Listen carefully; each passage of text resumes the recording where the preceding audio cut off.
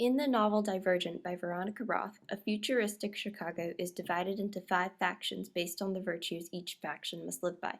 There is Abnegation the selfless, Dauntless the brave, Erudite the knowledgeable, and Candor the truthful, and Amity the peaceful. The story follows 16-year-old Beatrice Pryor, who must make a decision that will change her life forever. Before the choosing ceremony, all 16-year-olds must take a serum-induced aptitude test to determine which faction would be the best fit for them. However, this test tells Beatrice that she is in fact divergent, which means she's not like the others and doesn't fit in any one faction. Being divergent must be kept a secret as there are other people trying to find and kill all of the divergents as part of a much larger plan. Beatrice, who later changes her name to Triss, ends up choosing Dauntless, where she meets a lot of people like her love interest Four, who helps her take on the bad guys in the end.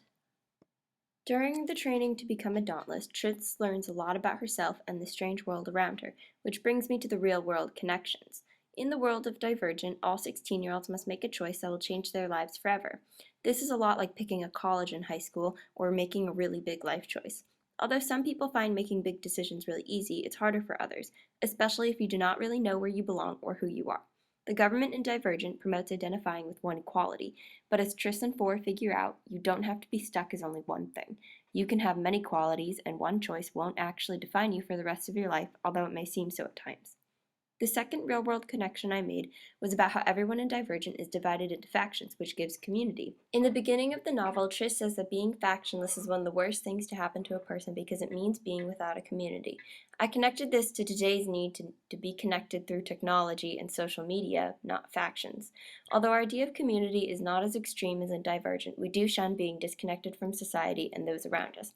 The idea of not having a Facebook or Instagram is appalling because that's our way of staying connected to others all over the world. The last connection I made showed that switching factions is like cultural blending and globalization. In Divergent, Triss has never seen a hamburger before moving to Dauntless, and her friend Christina comes from Candor and must learn to not speak her mind, which is something that's valued in her prior faction. In real life, these different values and ways of life are similar to how every family and culture has different traditions and practices. Sometimes learning about someone else's practices can seem so different and foreign, but really they're just unfamiliar to you. Today, everyone grows up in different ways and around different things, but through others, we benefit to learn and share one another's cultures and experiences, just as the characters in Divergent did.